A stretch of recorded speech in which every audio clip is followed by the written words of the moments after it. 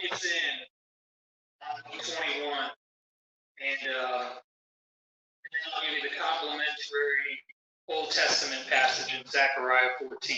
This is amazing, dude. All right. And when ye shall see Jerusalem compassed with armies, then know that the desolation thereof is nigh. Then he goes on to describe what this desolation looks like, and so does Zechariah.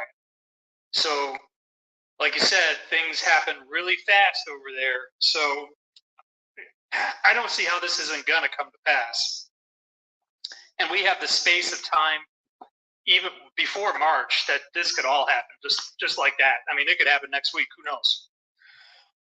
Okay, so we see the army surrounding. We see the nations come against it. We see the sixth bowl playing out. We see the beast and the false prophet and the frogs and the dragon. We see the UN. We see the WHO just going after Israel. It's almost like the Gentile news is over. It's basically an Israeli news hour.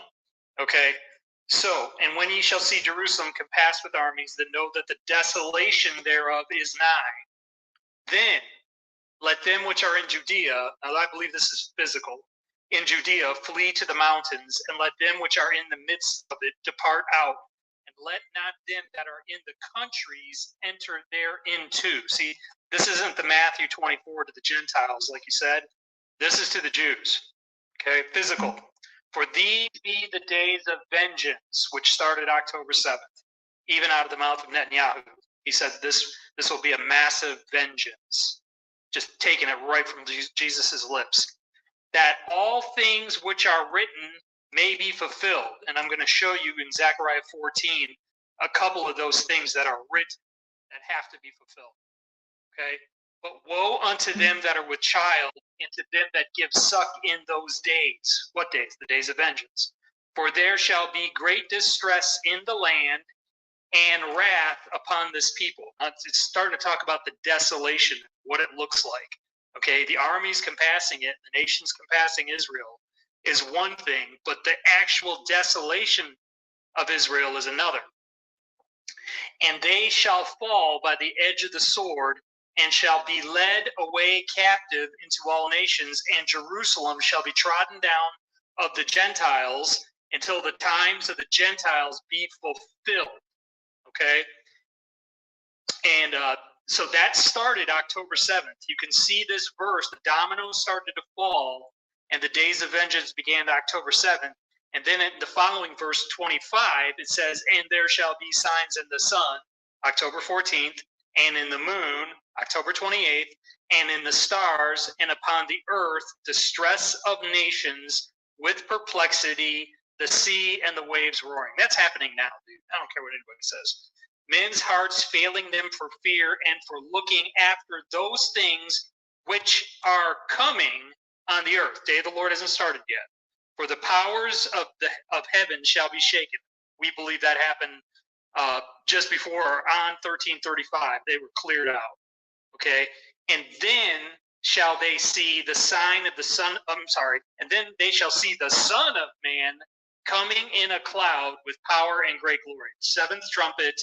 The day of the Lord begins, the brightness of his coming right there. So there's the order right there. October 7th, October 14th, October 28th, November 6th, and then the coming of the Son of Man. We don't know. We don't know how long. It's been what, 50 days? It's been 51 days now? And when these things begin to come to pass, when did they begin to come to pass? Well, October 7th, immediately after the tribulation of those days, the days of vengeance started. Then look up and lift up your heads, for your redemption draweth nigh. And then it goes into the fig trees. All right, let me go to Zechariah 14 real quick. Behold, the day of the Lord cometh. This is 14, verse 1. And thy spoil shall be divided in the midst of thee. Okay, so right here you can see that the day of the Lord hasn't started yet. He says, behold, the day of the Lord cometh. So the seventh trumpet hasn't sounded yet.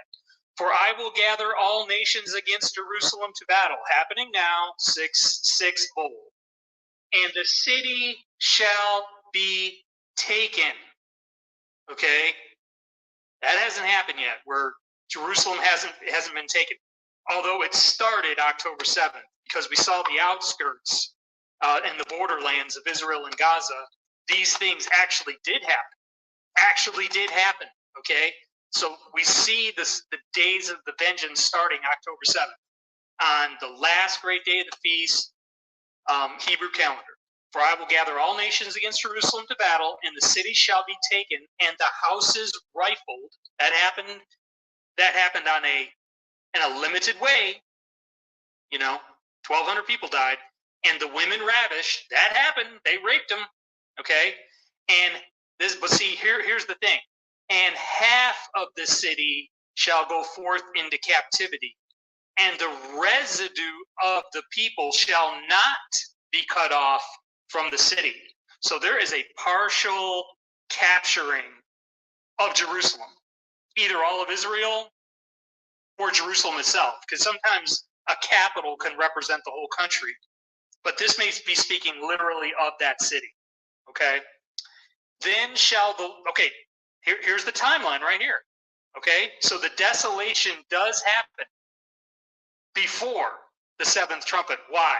Because in verse 3 it says, then shall the Lord go forth and fight against those nations as when he fought in the day of battle. And his feet shall stand in that day upon the Mount of Olives, which is before Jerusalem on the east. And the Mount of Olives shall cleave in the midst thereof toward the east and toward the west. And there shall be a very great valley, and half of the mountain shall remove toward the north, and half of it toward the south. And ye shall flee to the valley of the mountains, for the valley of the mountains shall reach unto Azal. Yea, ye shall flee like as ye fled from before the earthquake in the days of Uzziah, king of Judah. And the Lord my God shall come, and all the saints with thee. This is the second coming. This is the start of the day of the Lord. Okay, the appearing is when, after the desolation, the whole world will see the Son of Man coming in the clouds with power and great glory. That's the brightness of his coming. That's the very first event of the day of the Lord. And these other events start to happen when he goes out forth to fight against those nations which come against Jerusalem. Okay, and then he actually touches down. Okay, at some point. There's a period of time here. Remember, in Revelation 10, it talks about, and when in the days, plural, days, that the sounding of the seventh trumpet begins to sound, okay, the mystery of God is finished. That's the revelation of Jesus Christ. Okay, no more mystery, no more coming like a thief. It's here, he's here. Everything gets unveiled. People freak out, okay? And it shall come to pass in that day that the light shall not be clear nor dark, but it shall be one day which shall be known to the Lord, not day nor night, but it shall come to pass that at evening time it shall be light. So the brightness of his coming it makes the sun and the moon irrelevant. Yes, you're right. That's the brightness of his coming. And Zechariah goes on into some detail about other events that happen in the day of the Lord, but that's the ones I wanted to cover because it shows you the sequence of events. You can see the sequence of events in Matthew. You can see the sequence of events in more detail with regard to the surrounding of Jerusalem and the desolation thereof. Okay? And then the sequence of events.